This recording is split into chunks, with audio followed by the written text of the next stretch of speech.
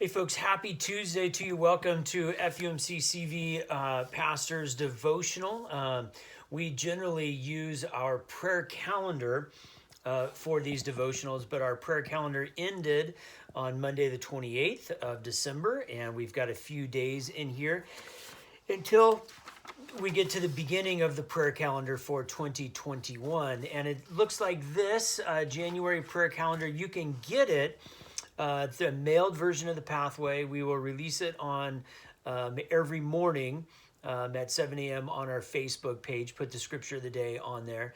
And you can also get it on our website or through the daily email. So lots of ways that you can access that prayer calendar. I invite you to use that prayer calendar as a part of your devotionals.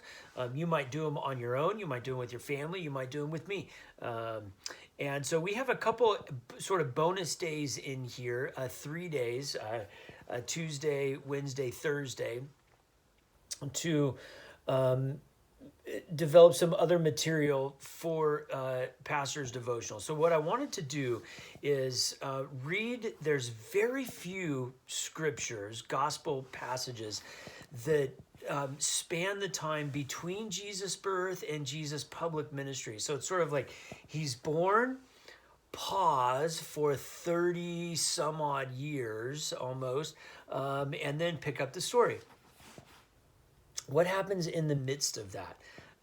There's not a lot of literature on it. There's not a lot in the Gospels. There are a couple stories, really one in Matthew, sort of a painful story, and then two different stories kind of in the Gospel of Luke. So we're going to cover those this week. So this morning, or today, Matthew, the Gospel of Matthew, chapter 2, verse 13. Actually, we're going to go verse 16 through the end of the chapter 23. So turn there, Matthew chapter 2, verse 16. As you're turning there, remember that the wise men were going to see the baby Jesus. King Herod knew of the wise men going to see them. King Herod asked the wise men to come back and to alert him to where this child was found. And the scripture says that King Herod was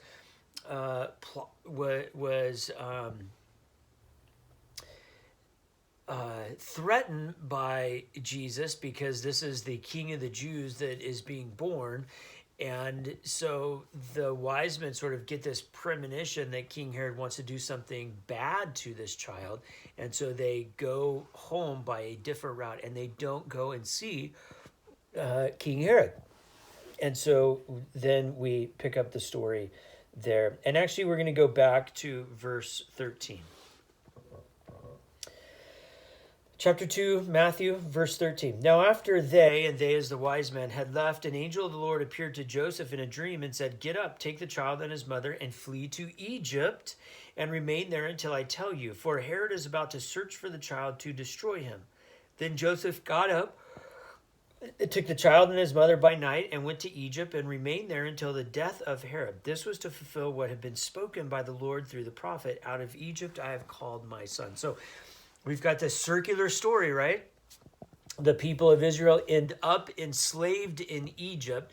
They are called, led by God out of Egypt, out of slavery, into the promised land. And now the Messiah, the promised one, has been born, and he ends up back in Egypt in order to stay safe. Now, continuing on verse 16. When Herod saw that he had been tricked by the wise men, he was infuriated, and he sent and killed all the children in and around Bethlehem who were 2 years old or under, according to the time that he had learned from the wise men. Then was fulfilled what had been spoken through the prophet Jeremiah. A voice was heard in Ramah, wailing and loud lamentation, Rachel weeping for her children. She refused to be consoled because they are no more. When Herod died, an angel of the Lord suddenly appeared in a dream to Joseph in Egypt and said, "Get up, take the child and his mother, and go to the land of Israel, For those who were seeking the child's life are dead. Then Joseph got up, took the child and his mother, and went to the land of Israel. But when he heard that Archelaus was ruling over Judea in place of his father Herod, he was afraid to go there. And after being warned in a dream, he went away to the district of Galilee. There he made his home in a town called Nazareth, so that what had been spoken through the prophets might be fulfilled. He will be called a Nazarene. And so you have this sort of elaborate story that fulfills the Old Testament prophecies about where this child comes from, out of Egypt, and a Nazarene, and also gives light to this, or not gives light, reveals this darkness that we find in Herod, who is extremely threatened and jealous of this baby. And so he has all of the children in Jerusalem, in and around Bethlehem, killed. Such a terrible story. And to be honest, it's such a terrible story that we don't often read it in the scriptures because of the pain that it invokes.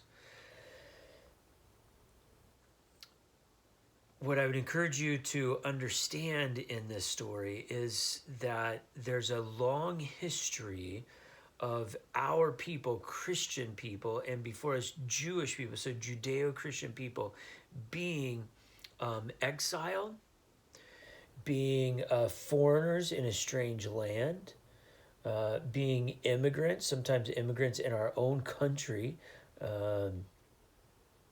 being the outcast. And all along the way, these Judeo-Christian folks welcomed by God, and all along the way, these Judeo-Christian folks welcomed and cared for by others. I mean, to walk, so from Nazareth down to their home, down to Bethlehem, about 120 miles for Mary and Joseph to walk in order to be counted in the census. To walk down to Egypt, 1,000 miles. The amount of people who had to provide hospitality to them, the amount of people who had to help them and be kind to them. Here, this poor family, young mother and father and young infant, probably looked out of place, probably looked like they had few resources, probably looked like they weren't going to be great contributors to society. And yet the number of people who helped them ultimately leads to your salvation and my salvation. Which is why some of us as Christians are so passionate about helping immigrants. And we realize that there's laws to follow and all of that. That's true. We need to keep people safe. We need to keep our nation safe. But the reality is that our salvation is somewhat dependent upon a culture that thrived at welcoming the foreigners and the strangers and the immigrants.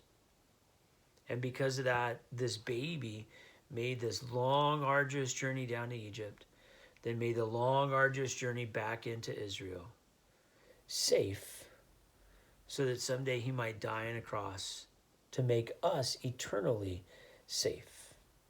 He was an immigrant in every respect, and welcomed time and time again, served and helped time and time again. So it's a part of our Christian heritage that we might be the foreigner and the exile and the stranger and the immigrant.